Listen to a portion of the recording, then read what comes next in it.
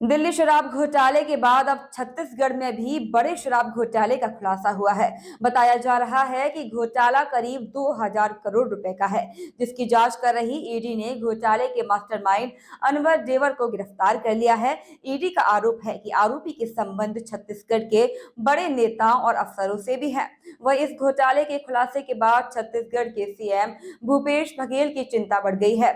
बता दें, इस घोटाले के तार झारखंड से भी जुड़े हुए हैं। ईडी ने आरोप को कोर्ट में पेश किया था, जहां से कोर्ट ने उसे 4 दिन की ईडी की कस्टडी में भेज दिया है। वहीं झारखंड के एक्साइज सचिव और एक्साइज कमिश्नर से फिलहाल पूछताछ जारी है। वहीं ईडी की कार्यवाही के बाद प्रदेश के मुखिया भूपेश बघेल का बयान सामने आया है। उन्होंने कहा कि शराब नीति 2023 में बनी थी, जिसे बीजेपी की सरकार ने बनाया था। ये सब साजिश है, क्योंकि विधानसभा चुनाव आ रहे हैं। ऐसे में केंद्रीय जांच एजेंसी बीजेपी के कहने पर काम करते हुए हमारी सरकार को बदनाम करने का काम कर रही है। जैसे जैसे चुनाव नजदीक आ रही है, वैसे उसे हताशा उनकी बढ़ती जा रही है और ईडी के माध्यम से राज्य सरकार को बदनाम करने की साजिश की जा रही है। मैं पहले भी बताया था, अब ईडी स्थायी रूप से ईडी आईटी के लोग स्थायी रूप से रहेंगे और जैसे जैसे चुनाव होगा ये लोग नए नए षड्यंत्र करेंगे। जहां तक के शराब की बात है, शराब कॉरपोरेशन के माध्यम से जो विक्रय का निर्णय है वो रमन सिंह की सरकार में हुआ 2017 में और 2017-18 में आबकारी मद से लगभग 3900 करोड़ की प्राप्ति हुई। जब से नीति बनी, क्योंकि भाजपा शासनकाल में नीति बनी, और तब से 3900 करोड़ रुपया उस समय एक वर्ष में आया था। हमारे शासनकाल में ये आंकड़े बढ़े हैं और 3900 करोड़ लगभग 4000 करोड़ कह सकते हैं, अब वो बढ़ के 6000 करोड़ हुआ है। दूसरी बात यह है कि 2017 में जो शराब जो व्यवसाय से संबंधित डिस्टिलर है, अधिकारी है, परिवहन करता है, प्लेसमेंट एजेंसी है, उसमें कोई परिवर्तन नहीं हुआ।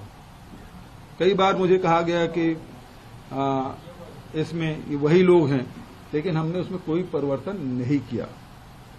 और आबकारी में जो निरंतर वृद्धि है वो दर्शाता है कि किसी प्रकार के तथाकथित घोटाले के कारण के राज्य के शराब के राजस्व में कमी का जो आरोप ईडी ने जो लगाया है वो पूर्णतः मनगढ़ंत है।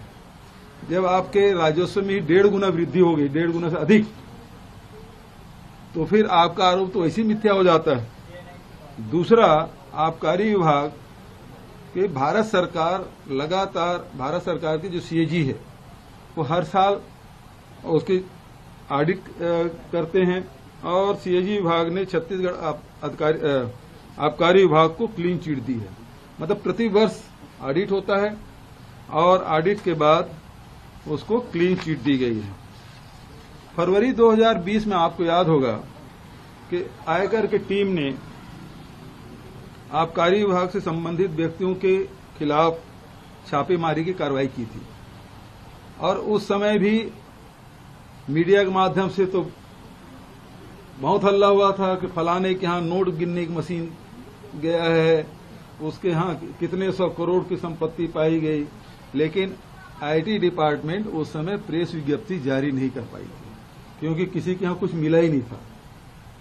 फिर मार्च 2023 में, मतलब 13 महीने बाद, ईडी ने फिर छापा मारा, लेकिन उनको भी शर्मिंदगी का सामना करना पड़ा और उन्होंने कोई प्रेस विज्ञप्ति जारी नहीं किया। उस समय भी हम लोग कहे कि भाई यदि ईडी ने छापा डाला है तो प्रेस विज्ञप्ति तो जारी करे कि किस अधिकारी के यहां, किस नेता के यहां, किस व्यक्ति के यहां कितनी राशि जब्त की गई, चल अचल संपत्ति कितनी जब्त की गई, उसके ब्यौरा तो जारी करें। लेकिन उस समय भी असफल रहे और शर्त मारे ईडी अधिकारियों के द्वारा भी प्रेस विज्ञप्ति जारी नहीं किया गया। अभी मैं लगातार ये बोलता रहा कि ईडी के अधिकारी ऑफिस में बुला के मारपीट कर रहे हैं धमका रहे हैं, परिजनों को प्रताड़ित करने की बात हो रही है, उसको फर्जी केस में फंसाने की बात कही जा रही है। महिलाओं को भी रात रात भर नियम विरुद्ध उसे पूछताछ कर रहे हैं, खाने को नहीं दे रहे हैं, खाने दे भोजन दे दिए तो पीने को नहीं दे रहे हैं, सोने नहीं दे रहे हैं, और इस प्रकार से प्रताड़ित कर करके उन्हें जबरिया हस्ताक्षर करा लिए। उसके जो नोट है वो पहले से टाइप्ड होकर आता है और उसमें हस्ताक्षर करने के लिए कहते हैं, नहीं करोगे तो जेल भेजने की धमकी, नहीं तो तुम्हारे परिवार के लोगों को प्रताड़ित करेंगे, फर्जी केस में फंसा देंगे। इस प्रकार की धमकी दे दे के उन्होंने ये हस्ताक्षर कराए और ये 3 साल के अवधि बीत जाने के बाद भी कोयला में 500 करोड़ के बोले, इसमें 2000 करोड़ बोल रहे हैं, लेकिन कोई चलाचल संपत्ति जब्त किया आपने? अब किया है तो कितने का किया है? 3 साल से आप जांच कर रहे हो, आईटी और ईडी यहां लगे हुए हैं, चलाचल संपत्ति कहां जाएगा? क्यों जब्त नहीं किए? वो कितनी राशि है? आवाज कर रहे हैं 2000 करोड़। तो ये आरोप है वो पूर्णतः मिथ्या है, गलत है, निंदनीय है। भाजपा के राजनीतिक एजेंट के रूप में ये सेंट्रल एजेंसियां काम कर रही हैं और ईडी का एकमात्र काम है भारतीय जनता पार्टी के चुनाव में फायदा दिलाना, क्योंकि भारतीय जनता पार्टी आप सब जानते हैं कि छत्तीसगढ़ में बेहद कमजोर है, उसके पास कोई मुद्दा नहीं है और ईडी के अधिकारी आपस में बात भी करते हैं कि हमारे भरोसे भारतीय जनता पार्टी चुनाव लड़ना चाहती है। मैं पहले भी बोल चुका हूं और ये बात साबित हो रही है कि आनन फानन में 2000 करोड़ का उन्होंने आरोप लगा दिया।